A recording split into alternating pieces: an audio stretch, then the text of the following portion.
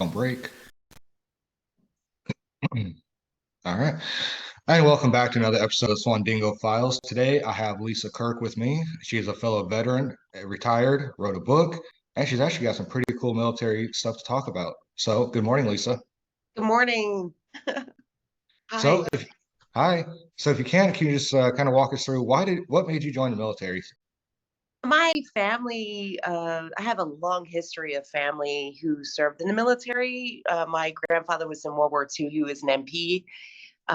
He was a master sergeant. And then my uncles were, one was a warrant. He was in a Green Beret. And then I had another one. He was a logistician. He was a sergeant major. And I just always wanted to join. And I'm one of five. So I'm the middle child, three brothers and a sister. And my brother received a phone call from a recruiter, and I'm from Pennsylvania, right outside of Philly. And I answered the phone one day, and he asked me, and I said, "Hey, what do you got for me?" I wanted to be an infantry soldier, and he's like, "Women can't be infantry." So I said, "I want the closest thing." So he said, "Military police." So I joined in '96. Oh, wow. So, kind of a long line of patriotism from your family. So, Yeah. and Yeah. of course, that played a big part in you joining. So you joined MP just because you, I guess, want to see combat. Yes, I wanted the best of both worlds, field and law enforcement experience. I didn't mind them both. And I spent a lot of time in the field, which was not that bad. I actually enjoyed that better than law enforcement. But yeah, I was in for 21 and a half years. Wow, that's a long time. And what rank did you make it up to? Master sergeant. Wow, that's a hard feat to get to, and it's pretty rare you hear females wanting to be, frontline-ish in the field, stuff like that. Most just want to sit back, paint their nails, and that's not you. No, no, I'm a tomboy. Mhm. Nothing wrong with that at all. So share some of your career highlights while you serve in the military. I mean, I'm sure you got a lot, but anything that really stands out that you want to share with the world? Sure. Let's see. In 2000, I competed in a bodybuilding competition, which was kind of cool. I placed second. I was stationed in Fort Lewis. It was just kind of like a whim. I just wanted to take care of myself, like self-care. And then when I was in Hawaii, uh, I my squad leader's like, "Hey, do you want to be a part of the special reaction team? They're actually bringing females into it." So I was like, "Sure." So I was like one of the first females to be on the SRT down in Hawaii. That was a lot of fun. And then I deployed to Afghanistan with the 25th Infantry. Um, and 30 about 30 days on ground, we were trying to acclimate because the altitude. And the Navy SEALs needed a female marshal. And I was the highest rank at the time. I was the staff sergeant in the unit. And they sent me over. And the funny thing about this, man, I got to share this with you. My lieutenant is really, really tall. And he's like, "Whatever you do, don't say anything." And I was like, "Okay, I won't say anything." So I, I, um, I showed up at the compound, and I was called a couple words that I've been called before, which is kind of funny. They call me a split tail. I was like, I've heard that before. And I showed up on the compound. I was thinking, man, I just need to keep my mouth shut. But I saw something like MPs were the masters at searching and all that fun stuff. So I saw them doing some crazy searching in a circle, and I met this FBI guy along the side, and he's like, uh, he's looking at me, he goes, "What do you think?" And I was like, "I don't think that's a good idea." And so he's like, "Whoa, whoa, whoa, Captain Kirk over here has something." And I was like, I guess they started calling me Captain Kirk because that's my last name, because they didn't want to use first names. Well, long story short, I showed him how to do a proper search. And I worked with them for like 6 months out of my deployment. They didn't want anybody but me. And I went all over the place with them, which was amazing. And then even today, I was told by the commander that the policies and procedures for searching are still used today in that SEAL team, excuse me, which is kind of cool. So Well, that's nice to hear. They accept you took your knowledge, everything. SEALs are always, supposed to be one of the top, if not the top, and SOCOM and all that stuff. And they think they know everything a lot of times. And so it's nice that they actually listened to somebody outside of them and actually took your advice. So it's yes, fairly rare. It took a me throwing the football a couple times. I like throwing football, so I used to throw football with my brothers, and I was throwing the ball really hard, and the master sergeant, he would throw, or command master chief would throw the ball to me, and I'd catch it, and going back and forth. And I think just me being like as proactive as I was, whatever they did, I did, as far as prepping and training. I think it built rapport and respect, which is kind of cool both ways, which is nice.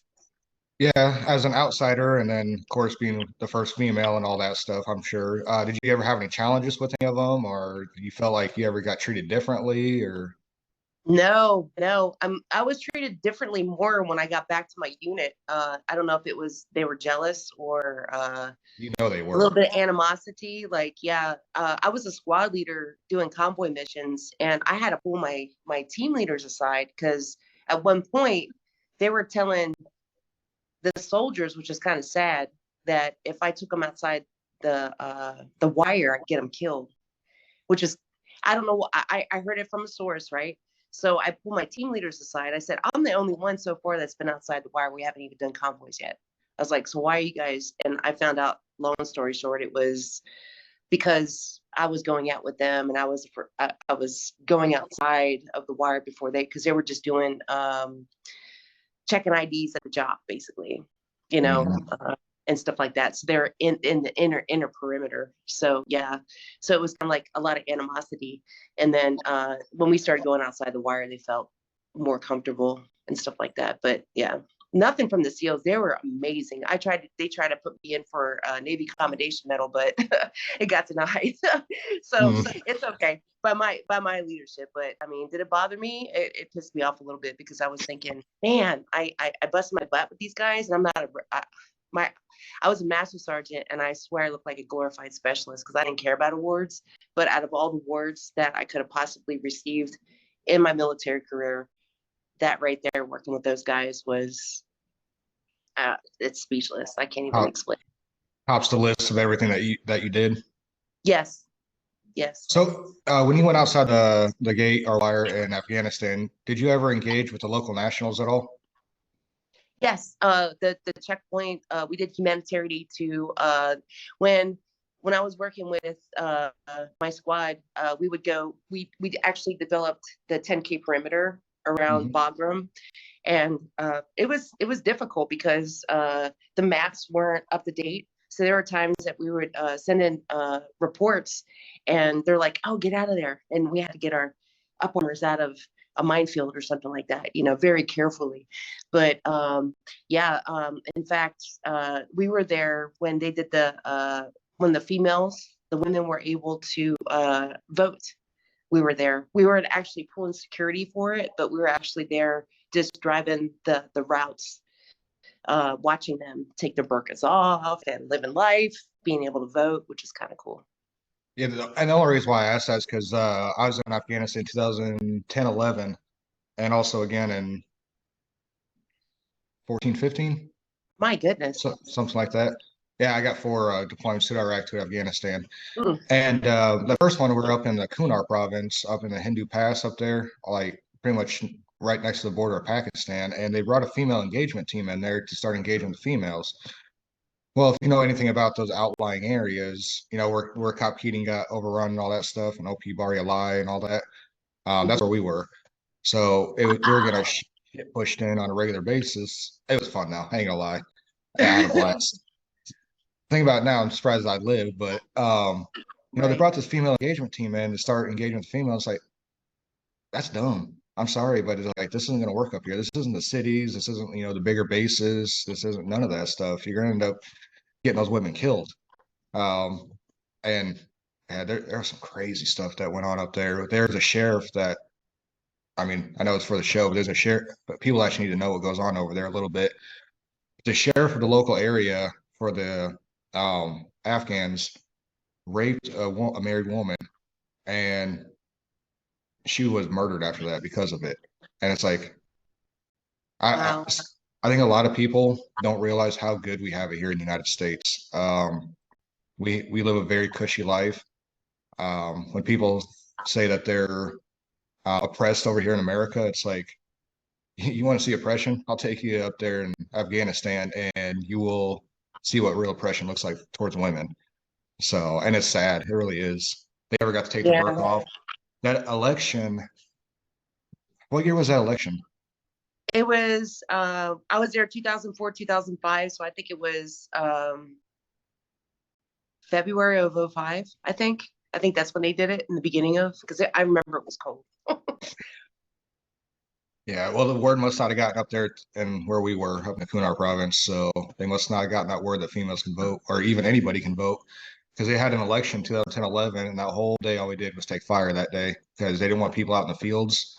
They didn't want people to go to vote. So they're keeping us pinned down. Plus, they were keeping people from traveling to go vote. So, Yeah, yeah. so, so you had a 21 and a half year career, made up to master sergeant, which is, good. In that amount of time, there's a lot of men that don't even make E8 in the military in that amount of time. So you had a very good career. Um, so why did why did you not stay in a little bit longer? I mean, the master sergeant, you could have stayed in, 25 plus years. Politics, good Yeah. old boy system. I went into the Wounded Warrior program when my last duty station. I was in Fort Riley because I looked at it, life in so many ways. Like 10 years down the road, who's really going to give a crap about me? Mm. Um, and I know my family would, but is this organization or am I just a number? And I had a lot of stuff happen to me. We'll go through my book here in a bit, but I had a lot of stuff happen to me in the military, and it kind of created a path that I didn't want to go down. So I just decided that it was time for me to get out and write a book and start a business and live life with my family. So how long before you, of course, you retired? How long before Mhm. how long before you were thinking about getting out did you submit your retirement paperwork and think about and start looking at transitioning to the next life? Uh, I went into the Wounded Warrior program in 2014, and with the medical treatment and stuff like that that they did with me to put me on the right path, it was about 3 years. So I was stuck. I was like one of the longest individuals at that Wounded Warrior program, just so they could try to figure out what was going on with me. And so I wanted to make sure that I was good to go before I jumped into civilian world. So it's Yeah, about of three course. years. Yeah. And transition, I tell you, the transition actually sucked, to be honest with you. Well, what was so bad about the transition part? Um, well, I got a job right after. I mean, 2 days after I got a job, I work at a brewery, Piney River Brewing Company, and beautiful place. I learned how to, make beer and stuff like that. It's a small little place in Missouri, but the they give you 180 days to get your life insurance. And I was working so hard, and I wasn't even thinking about it. Like I didn't put anything on my phone, and I've had like several concussions in my career, and PTSD and stuff like that. So I'm forgetful. So I forgot about it. I called. I was a day late, $1 short. Couldn't get life insurance. So I tried to go to like popular agencies like Prudential or USAA or whatever, denied because of my diagnosis. So Mhm. I have no life insurance whatsoever. So I'm like the poster child for people transitioning out to say, hey, either get it before you get your diagnosis or get the VGLI until you can, you know, find a life insurance company if that's something that you want for you and your family. And then jobs, our lingo is different than civilian world. Um, the way we do things in the military is different than they do in the civilian world. I mean, I'm working in a job right now where my lingo is completely different because none of these people know anything about the military. They looked at my resume, and I think a lot of it. I mean, I moved it to civilian terminology. I had a friend of mine work on that with me. However, I don't know if I'm overqualified or what, but it's just the intimidation part of it because there's just so much stuff in there, and maybe they just don't understand what I did or what I do, and they don't want to have a conversation, if that makes sense. So it's a I can different world. I can see that the intimidation factor and stuff like that. Fairly high ranking because they don't know. They see E8. They know a lot of years retired. You made it up there and right. They probably are. You probably do intimidate a lot of employers. So, and you definitely have qualifications for a numerous amount of jobs. But it's funny that you say that you couldn't get life insurance because I actually was looking at additional life insurance when I started having my kids and I was knowing I was going to Afghanistan again. And just in case, you never know.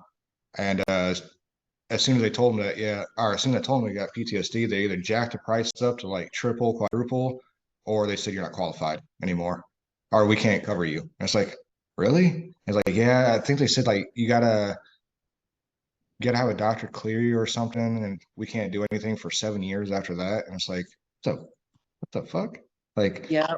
really? And it's like, I'm not going to go into it, but yeah. And it's funny you also mentioned Fort Riley because that was my first duty station, 2003 to 6, and that's where I deployed twice with back when First Armor Division was out of there before they moved down to Bliss.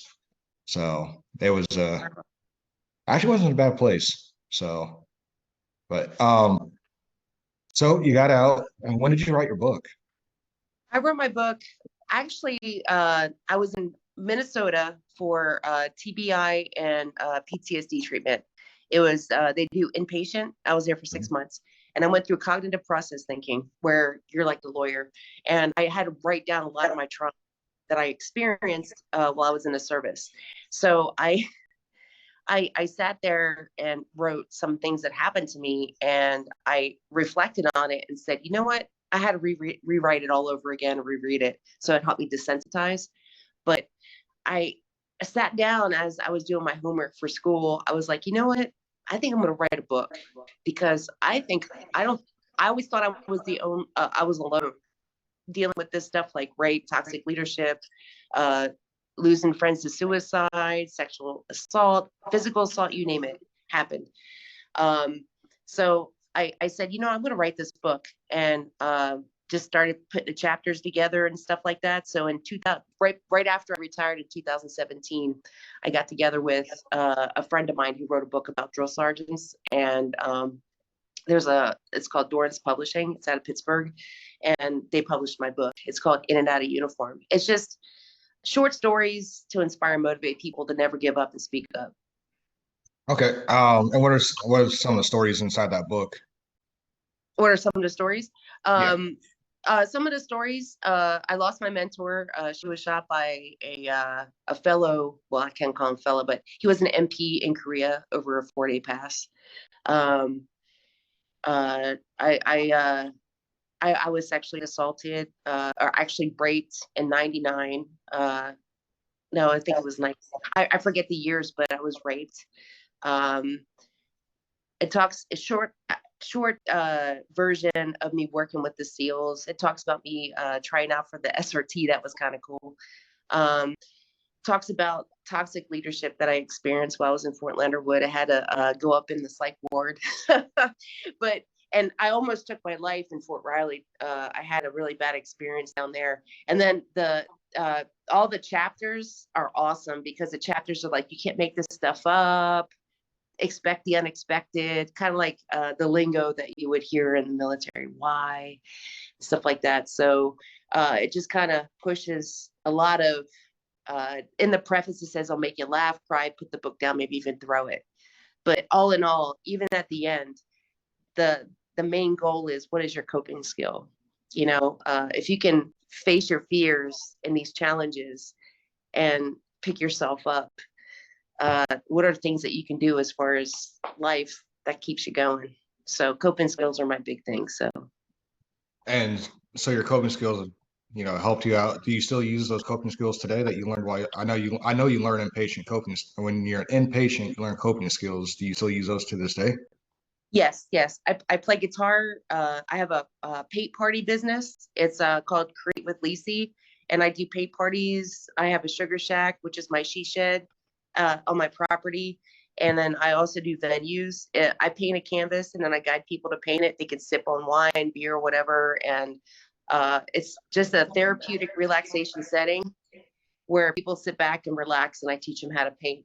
Let all your worries stay out that door and just enjoy yourself, and stuff like that. So What all you guys painting? Do like just whatever, or you just whatever comes to their mind, or I kind of theme it out. Like okay. I have one on Fort Leonard Wood tonight, and it's Patriot Spring. It's like a barn with a flag and some sunflowers. And I figured I'd theme it out to what's appropriate for what people like. So And how many people do you usually get at these paint parties? this one I have 22. Oh So I'm wow. pretty excited about it. Yeah. And I can work with 22. I think the most I had was at the brewery, and that was 30.